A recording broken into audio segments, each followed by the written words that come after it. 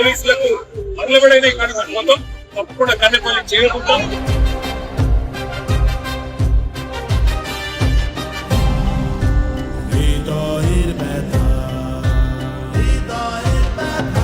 చేరుకొని అక్కడ ప్రవహిస్తున్న 1,00,000 క్యూసెక్కుల నీళ్లను రైతులకు చూపెడతాం. తెలంగాణలో ప్రభుత్వం అంటే జాతగాని పెద్ద ప్రభుత్వం.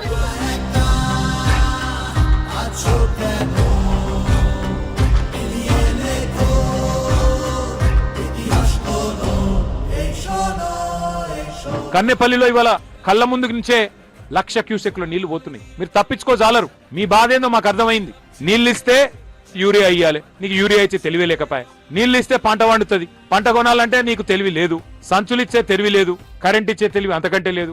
పంట వండితే మద్దతు ధర ఇయ్యాలి, మళ్ళీ రైతుల ఖాతాల్లో పైసలు వేయాలి, అది ఇయ్యవాయే. పంట వండితే మళ్ళీ బోనస్ ఏదని అడుగుతాం. నీ భయం ఏందంటే రైతులు ఎండినా పర్వాలేదు, తెలంగాణ నాశనమైనా పర్వాలేదు, కానీ ఇట్లనే బదనాం చేసుకుంటా బతకాలి, ఇంకో 2 ఏళ్ళు టైంపాస్ చేయాలి నువ్వు అనుకుంటున్నావు. కాళేశ్వరం కేసీఆర్ గారు మనకిచ్చిన ఒక అద్భుతమైన వరం. నువ్వు కాళేశ్వరం వరం ఎట్లనో నువ్వు ఈ రాష్ట్రానికి శనేశ్వరం.